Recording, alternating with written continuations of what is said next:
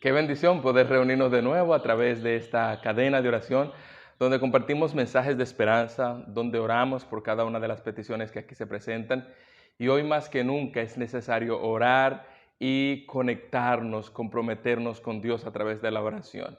Y qué bueno que existen medios como estos, que se levantaron de manera más idónea durante la pandemia, ministerios que estaban funcionando desde antes, como este Comprometiéndome con Jesús, y que levantan la bandera de la fe, de la oración en alto en tiempos tan difíciles como en los que vivimos. Así que me alegro de poder compartir la palabra de Dios con ustedes. Hoy vamos a tratar un tema muy importante.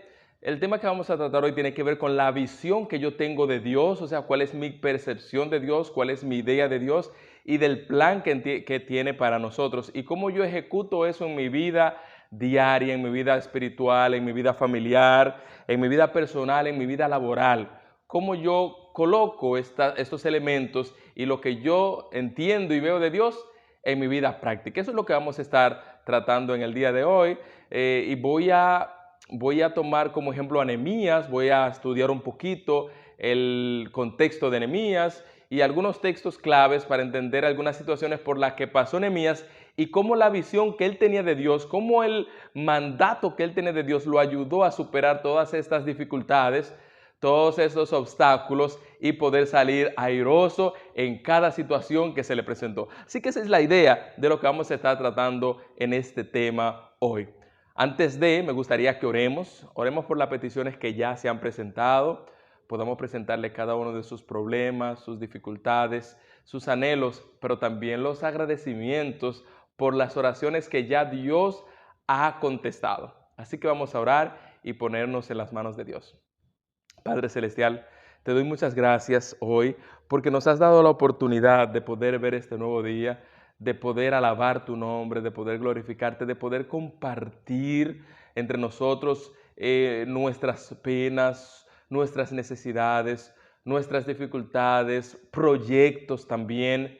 Padre Santo, con el único propósito en que la oración, que es lo que nos conecta con el cielo, pueda resultar en el cumplimiento de la obra que tú tienes para nosotros, en el cumplimiento del propósito que tú tienes para nosotros. Y si tu propósito es que pasemos por el crisol y podamos ser perfeccionados, que tú puedas seguir guiándonos, Señor. Pero si tu propósito es hacer realidad nuestras oraciones, que tú las cumplas, que tú nos respondas conforme a tu poder. Y si nuestra petición es del corazón y es conveniente, que tú la hagas realidad. Pongo en tus manos a madres que han pedido por sus hijos, a padres que han pedido por sus hijos, a esposos que piden por sus esposas y viceversa. Te pido también, mi Dios, por las personas que han pedido por trabajo, por aquellos que tienen procesos migratorios abiertos, por aquellos que tienen problemas de salud, tanto ellos como su familia, para que tú obres, para que tú respondas a tu tiempo y conforme a tu voluntad. Hoy háblanos a través de este tema que traemos. Úsanos, mi Dios, como un instrumento para llevar el mensaje de tu palabra. En el nombre de Jesús. Amén. Bien, vamos al libro de Nehemías. Nehemías, voy a comenzar hurgando un poquito en el capítulo 1 para que entendamos un poco el contexto en el que se escribe Nehemías. Miren, hay varias escrituras en el Antiguo Testamento y están divididas por secciones y por hechos históricos muchas veces, ¿no? Y por su estructura literaria. Pero me gustaría que veamos tres tipos de escrituras o tres momentos en los que se escribió y cómo eso que se escribió revela realidades de lo que pasaba en ese tiempo. Por ejemplo, usted va a ver profetas que escriben previo al exilio y libros que se escriben antes del exilio. Esos libros anunciaban el juicio de Dios sobre la desobediencia, la idolatría. Y entonces se veía a Dios hablándole a ellos de que si no se devolvían, entonces vendrían los caldeos del norte y les llevarían cautivo y destruirían el templo. Por lo tanto, esos profetas como Isaías, Jeremías, que escribe a un puntito del exilio, vamos a ver entonces otros profetas más que van anunciando estos acontecimientos que sucederán, los preexílicos, los profetas preexílicos. Pero también están los profetas que escriben durante el exilio y en el exilio. Estos profetas son dos específicamente. Está el profeta Daniel, que escribe desde Babilonia y escribe durante el periodo babilónico y durante el periodo persa. En esos dos periodos, Daniel está como príncipe en ese lugar y también recibe la revelación de las profecías que nosotros hoy en día tanto estudiamos. Pero otro profeta que también escribe desde la cautividad es Ezequiel. Ezequiel, si nosotros leemos el libro y nos damos cuenta, está escribiendo desde el mismo Babilonia. Ustedes van a ver el lamento de Ezequiel, ustedes van a ver que, dicho sea de paso, la estructura literaria del libro de Ezequiel tiene muchos símbolos, así como el libro de Apocalipsis y como el libro de Daniel. Es más, el libro de Ezequiel tiene mucho más simbología. Nosotros a veces hasta nos confundimos con tantas imágenes que nosotros vemos en el libro de Ezequiel. Así que estos dos libros son escritos durante el cautiverio, durante el exilio. Otros libros son escritos post-exilio, son libros llamados post-exílicos, son libros que se escribieron luego de la cautividad. Y entre esos libros nosotros podemos ver a Zacarías, a Ageo, Nehemías, que aunque no es un libro profético, recoge lo que sucedió luego del exilio, a Esdras también. Son libros que se escriben luego del exilio. Bien, interesantemente, el libro de Nehemías se concentra principalmente en la reforma religiosa, como también en la reconstrucción del muro de Jerusalén, y entonces esos dos elementos, algo que se me escapaba, la justicia social.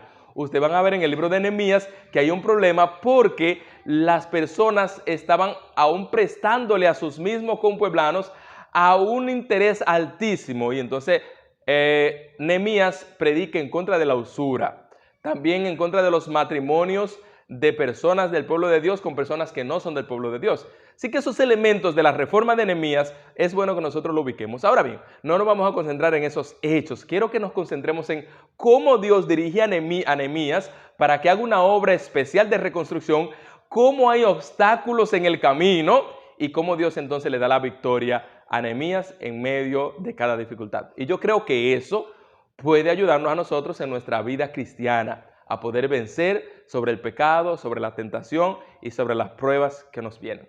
Vamos al libro de Nehemías, capítulo 1. Nehemías, capítulo 1, y quiero que leamos desde el versículo 2.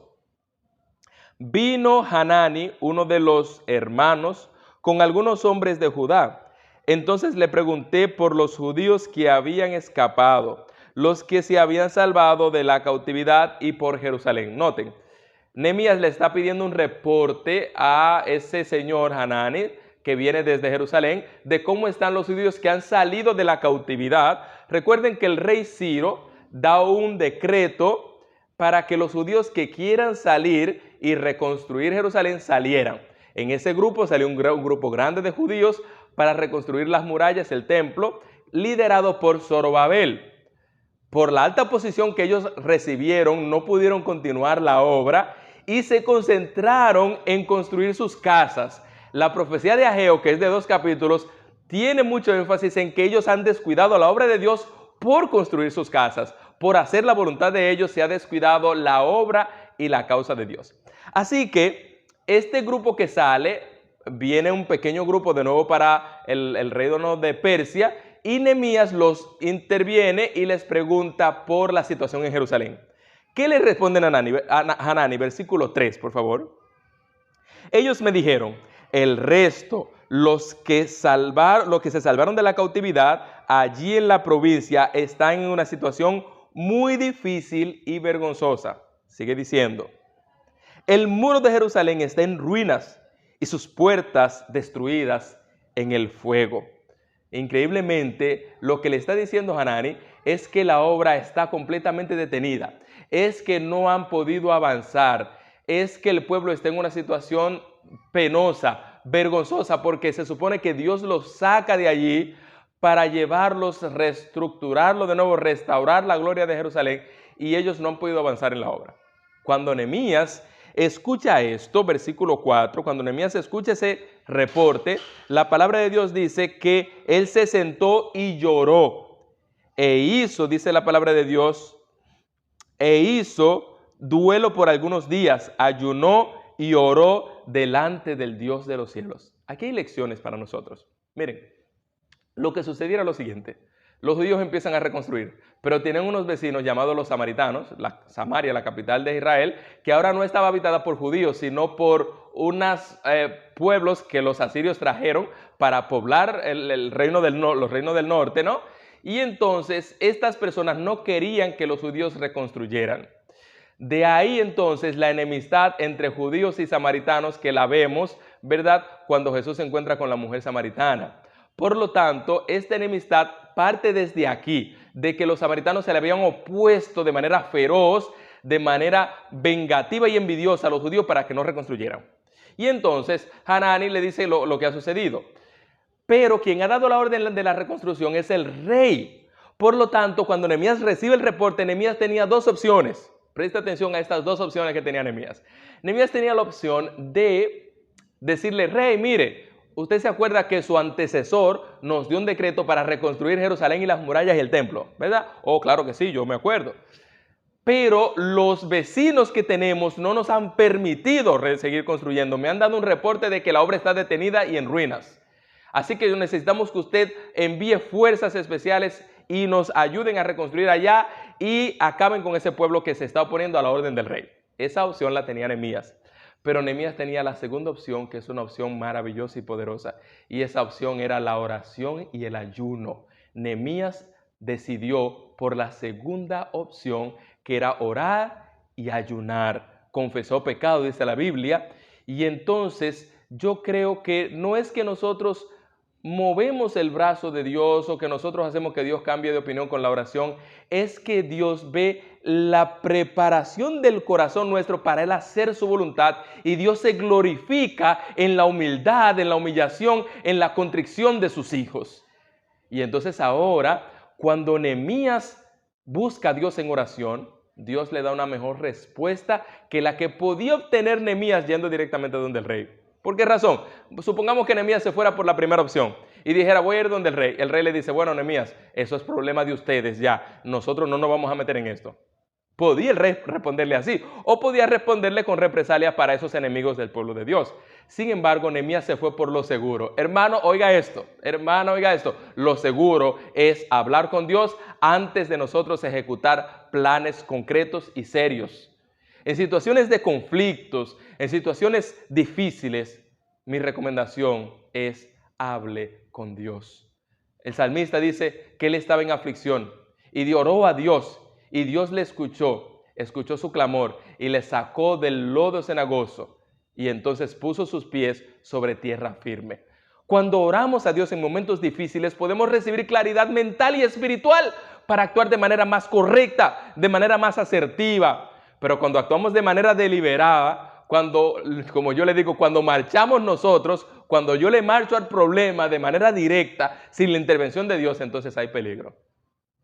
Puede ser que en algunas ocasiones me vaya bien, puede ser, pero déjeme decirle que a la larga, si usted hace las cosas sin la dirección de Dios, no va a terminar bien, no va a terminar bien. La experiencia nos dice eso. No nos va bien siguiendo nuestros propios planes, nuestros propios métodos. Yo creo que el método de Dios es el que funciona. Y Nehemías se fue por lo seguro. La palabra de Dios dice que cuando Nehemías recibió ese reporte, en vez de ir directamente a solucionar el problema, Nehemías oró a Dios e hizo ayuno. Me recuerda entonces esa experiencia de Nehemías, la experiencia de Daniel. ¿Ustedes se acuerdan de Daniel, capítulo 6, cuando es entrampado por los otros gobernadores y sátrapas? Daniel, en vez de ir donde el rey para decirle, rey, te han engañado para que tú me eches al foso de los leones, ¿qué hace Daniel? Daniel va y ora. Aunque sabía que esa oración le iba a costar la vida posiblemente, Daniel decide irse por lo seguro. Gloria a Dios. Alabado sea el nombre de Dios. Daniel decide primero hablar con el Rey de Reyes y Señor de Señores, el jefe del reino de Persia, y el jefe de él, que era Cristo Jesús. Nehemías decide hablar con el jefe del rey, con el Rey de Reyes y Señor de Señores. ¿Hacemos nosotros lo mismo cuando estamos en dificultad? Cuando nos vienen problemas difíciles en el trabajo, cuando tenemos problemas fuertes con nuestra pareja, con nuestros esposos, esposas, o le marchamos directo al problema. No porque tú, no porque yo voy a resolver. Señores, primero busquemos a Dios, su reino y su justicia. y la Biblia dice que las demás cosas van a ser añadidas. Así que la primera lección que yo quiero tomar de la visión que tiene Nehemías de Dios es que entendamos que cuando tenemos problemas, primero debemos consultar a Dios antes de nosotros traer una solución. Dejar que Dios traiga una solución a la mesa. Y si nosotros tenemos una posible solución, presentársela a Dios para que el Señor nos dé claridad y nos diga si esa solución es la correcta. Primera lección, consultemos a Dios cuando estamos en conflictos y en problemas. Bien, ahora vamos al capítulo 2 de Nehemías. Veamos algo interesante. Nehemías ya terminó de orar. Ahora Nehemías se prepara luego de algunos días que pidió una licencia, me imagino, para presentarse ante el rey, porque Nehemías era copero del rey. Era un oficial del rey. Entonces Nehemías ya luego de algunos días de orar y ayunar, va donde el rey y se presenta. Pero imagínense, luego de todos esos días llorando, orando, clamando, ayunando, su semblante no está brillante y reluciente, sino demacrado. El rey lo nota, la palabra de Dios dice que el rey Artajerjes vio cómo estaba él y le dijo lo siguiente: ¿por qué está triste tu rostro? Nehemías 2:2. ¿Por qué está triste tu rostro? Pues no estás enfermo, no es esto, sino quebrantamiento del corazón. El rey, Dios ya había obrado en el rey. Cuando Nehemías oró, Dios comenzó a obrar en el rey. Dios comenzó a hablarle al rey. Cuando usted ora a Dios por una situación, Dios empieza a actuar no solo en usted, sino en la persona que va a solucionar el problema, en la persona con la que usted va a hablar. Hermanos, aprendamos esto. El rey le dice: mira, tú tienes un problema. ¿Qué es lo que tiene? Nehemías entonces le dice lo que está pasando. Y entonces el rey le dice lo siguiente: ¿qué cosa pides? Capítulo 2, versículo 4, preguntó el rey. Entonces oré al Dios del cielo, dice la palabra de Dios, oró ahora para que el Señor le diera las palabras para decirle al rey. Entonces le dice: si al rey le place, tu siervo, he hallado gracia delante de ti, envíame a Judá, a la ciudad de los sepulcros de mis padres, y la reedificaré. Entonces el rey tenía a la reina sentada a su lado y le dijo: ¿cuánto durará el viaje? ¿Y cuándo vendrás? Y agradó al rey enviarme después que yo le indiqué las fechas. Y le dije además al rey: si al rey le place, que me den cartas para los gobernantes del otro lado del río, para que me franqueen hasta que lleguemos a Judá. Ustedes notan que ya Nehemías aquí está actuando de manera más ejecutiva, pero primero Nehemías actuó de manera contemplativa. Primero Nehemías dedicó tiempo a la oración, tiempo a la conexión con Dios. Tiempo a la conexión con Dios. Tiempo a la conexión con Dios. ¿Qué tanto tiempo le dedicamos a la conexión con Dios? A pasar un tiempo a solas con Dios, con su palabra, con el espíritu de profecía. Son tiempos difíciles los que estamos viviendo y yo creo que es momento de que nosotros, si no nos hemos conectado todavía full, nos conectemos. Y si estábamos conectados y nos desconectamos, que nos reconectemos con Dios. Hermanos, si pareciera que ahora que el rey ya le ha dado el permiso a Nehemías, le ha dado recursos, autoridad, cartas, todo, pareciera que ahora todo está nítido, pero no. Nehemías, al volver a Judá, se va a enfrentar con 3 obstáculos importantes que a veces nosotros nos enfrentamos. 3 obstáculos. Primer obstáculo con el que se iba a encontrar Nehemías era el desánimo. Ustedes recuerdan el reporte de Hanani, ¿verdad? El pueblo está en una situación vergonzosa, las murallas están derribadas, las puertas quemadas, etc. Eso es un reporte de desánimo. No nos han permitido avanzar, nosotros estamos desanimados y nos hemos ocupado en otras cosas. El pueblo está desanimado. Ahora Nehemías tenía la obligación, el trabajo de animar de nuevo al pueblo, de rescatar al pueblo de su desánimo, reenfocarlo en la obra de Dios para que las murallas sean reconstruidas y el templo también. Ese era el primer obstáculo, el desánimo. El segundo obstáculo con el que Nehemías se encontraba era el derrotismo.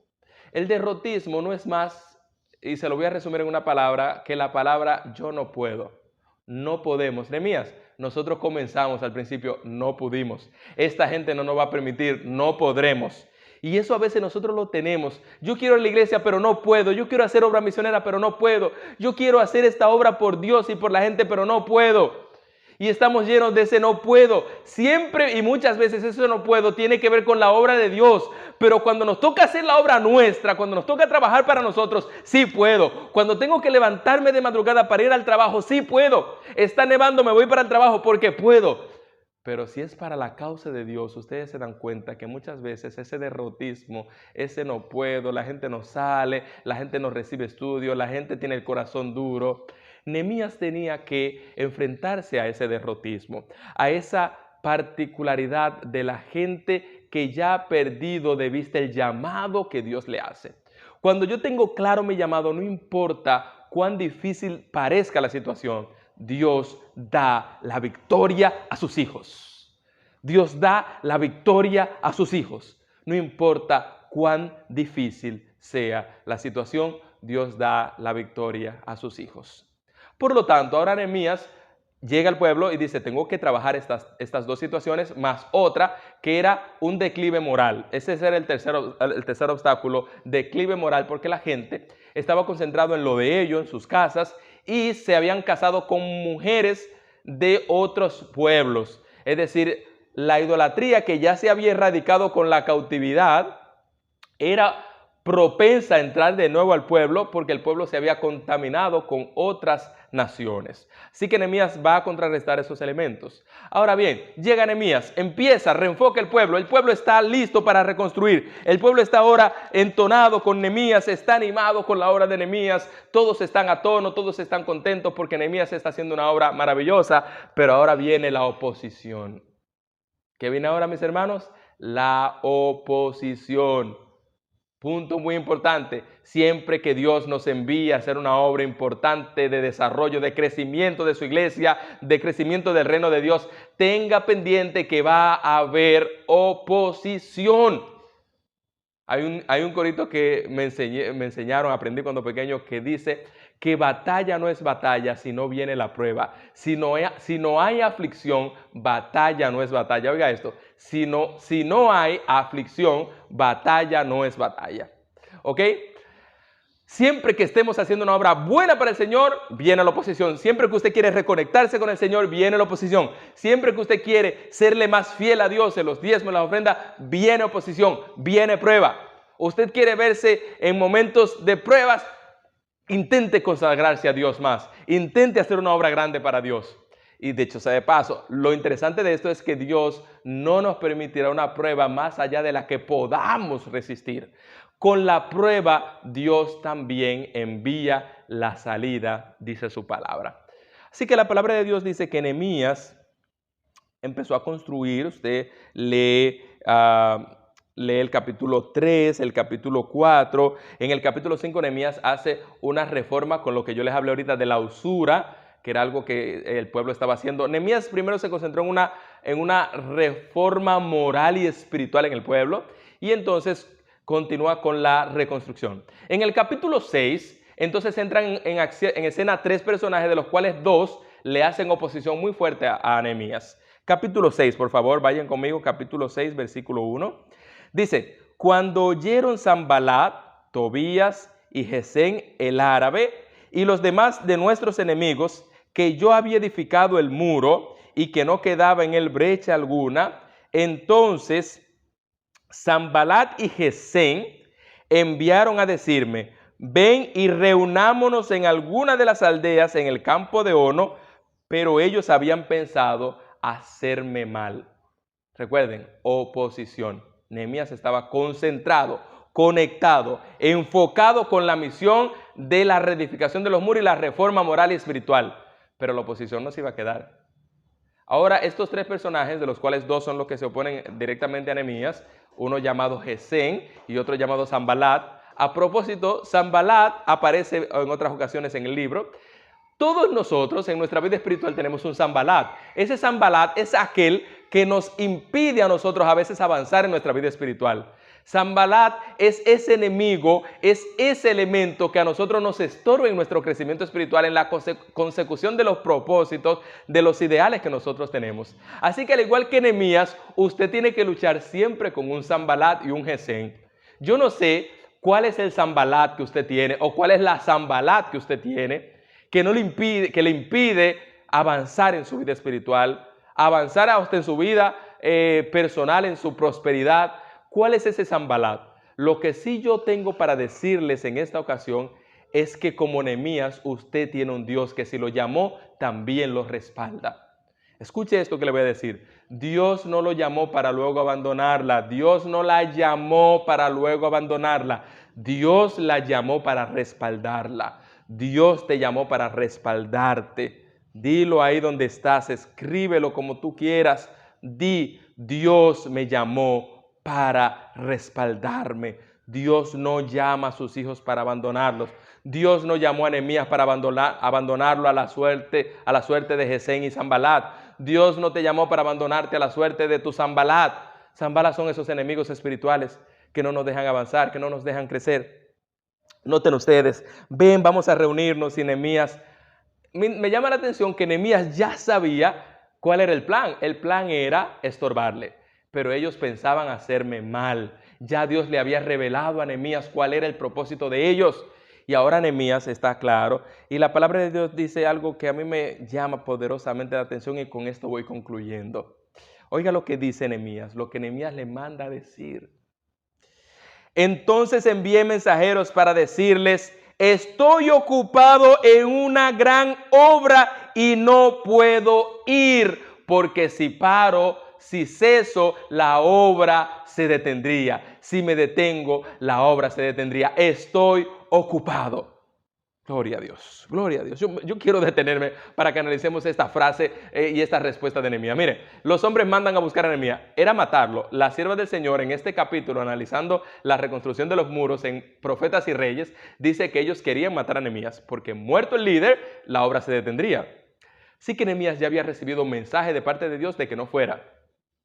Nehemías podía ir si actuaba de manera humana. Bueno, ellos me están llamando para que analicemos la situación y busquemos paz. Pero ya Dios se había comunicado con Nehemías. Nehemías tenía una comunión, una conexión con Dios. Y Nehemías le manda a decir: estoy ocupado en la obra de Dios. He aquí la respuesta nuestra cuando Sanbalat venga a estorbarnos, cuando Sanbalat venga a distraernos. Pues Sanbalat puede ser cualquier cosa que le impida a usted avanzar en su vida espiritual. Sanbalat puede ser hasta su teléfono en el cual usted dedica mucho tiempo. Sanbalat puede ser el televisor. Sanbalat puede ser hasta el trabajo que no le permite a usted ni ir a la iglesia. Apenas los sábados llega a las 11 de la mañana y se duerme. Y entonces usted va a tener que decirle a ese Sanbalat: estoy ocupado en la obra de Dios.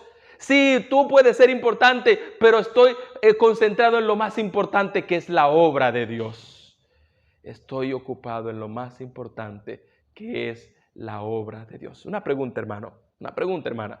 ¿Está usted ocupado en la obra de Dios? Cuando Sanbalat le mande a buscar, cuando Sanbalat le tiente, le pruebe, ¿le va a encontrar a usted ocupado en la obra de Dios? ¿O usted va a estar disponible? Oh, Sanbalat, si tú lo que quieres es problema, aquí hay problema. Es más, he escuchado personas decir lo siguiente: señores, a mí el que me busca me encuentra. El que quiere problema conmigo, que venga a buscarme. No, señores, el tiempo está muy violento, la gente está muy violenta. En mi país han sucedido unos cuantos asesinatos bastante difíciles de personas que por cualquier problemita le quitan la vida a otro. Y hay que cuidarse. A usted el que lo busca no tiene que encontrarlo. A mí el que me busca para problemas es difícil que me encuentre. Estoy ocupado. Le mando a decir como Nehemías: estoy ocupado. Hablo para los matrimonios ahora, tienen que cuidarse. Sanbalat siempre está al acecho para destruir matrimonios y la dama debe decirle a esos Sanbalat: estoy ocupado. El hombre, el esposo, debe decirle a esos Sanbalat: estoy ocupado. Los jóvenes que me están escuchando deben decirle a las Sanbalat y a los Sanbalat que las quieren distraer y sacar de la iglesia: estoy ocupado. Estoy ocupado. Tengo una gran obra. Todos tenemos una gran obra. Que si esa obra se detiene, hermanos, no va a continuar. Nadie la va a continuar. Dios a nosotros, todos nosotros, nos ha colocado una misión. Nos ha colocado una tarea. Estoy ocupado. Debe ser nuestra respuesta. Sanbalat no recibió otra respuesta. Déjeme decirle, el versículo 4 dice que Sanbalat volvió a mandarle a decir esto a Nehemías: que vaya y se reunieran 4 veces. 4 veces más, porque Satanás siempre lo va a intentar, siempre va a estar ahí, siempre va a estar, como decimos nosotros, enchinchando, siempre va a estar hostigando. Y la palabra de Dios dice que Nehemías le mandó a responder de la misma manera: estoy ocupado en una gran obra. Hermanos, esta obra que tenemos es una obra grande. No podemos dejarnos distraer de Satanás. Sí, tenemos que trabajar, tenemos que estudiar, tenemos que progresar, prosperar, pero no descuide la obra de Dios. Cuando Dios venga, nada de eso Dios le va a pedir a usted. Dios no le va a pedir, mira, cuánto dinero ganaste. Dios no le va a pedir cuánto ahorraste. Dios no te va a decir cuántos títulos de la universidad tienes, cuánto sabes. Dios te va a decir, ¿te dedicaste a mi obra? En el juicio de las naciones de Mateo 25, eso es lo que Dios le pregunta. Mira, apartaos de mí, hacedores de maldad, porque tuve sed y no me diste de beber, tuve hambre y no me diste de comer, estuve en la calle y no me diste abrigo, estuve en la cárcel y no me visitaste. Y Señor, ¿cuándo te vimos y no hicimos esto? Cuando no lo hiciste a uno de esos pequeñitos, a mí tampoco lo hiciste. Nehemías estaba ocupado en una obra grande. Hay una obra grande que tenemos que hacer, hermanos. Dios nos ha dejado esta tarea y ojalá que con la ayuda de Dios podamos cumplir esta obra. Que el Señor nos ayude, que el Señor nos permita enfocarnos en Dios, que tengamos esa visión clara de lo que Dios tiene para nosotros. Si Dios nos llamó para darnos la victoria. Si Dios nos llamó para dirigirnos. Dios no te llama para luego abandonarte. Dios te llama para respaldarte y darte la victoria. Que el Señor te bendiga abundantemente. Que el Señor te dé una claridad espiritual, una claridad mental para identificar esos Sanbalat que te quieren apartar de Dios, que te quieren distraer de esta obra y que te permita siempre tener una respuesta clave, una respuesta contundente a esas distracciones, a esos problemas, a esos conflictos que muchas veces quieren venir. Aquí tenemos la lección de Nehemías, que podamos aprenderla, que podamos ponerla en práctica. Vamos a orar. Mi Señor, te doy gracias. Muchas gracias porque hoy nos has hablado a través de tu palabra. Y este ejemplo de Nehemías es un ejemplo que no está en el pasado, es un ejemplo actual. ¿Cuántas distracciones, cuántos conflictos el enemigo nos quiere presentar diariamente? Y damos gracias porque no hemos caído.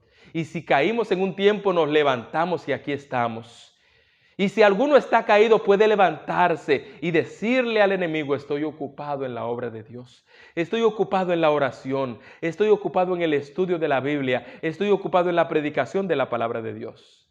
Que podamos ocuparnos en tu palabra, Señor, que podamos ocuparnos en tu obra, que el enemigo no tenga tiempo, chance de poder tentarnos y hacernos caer.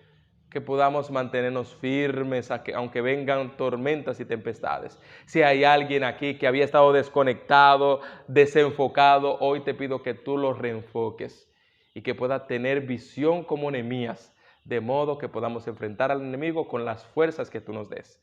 Gracias, Señor, por tu amor. Gracias por tu bondad. En el nombre de Jesús. Amén.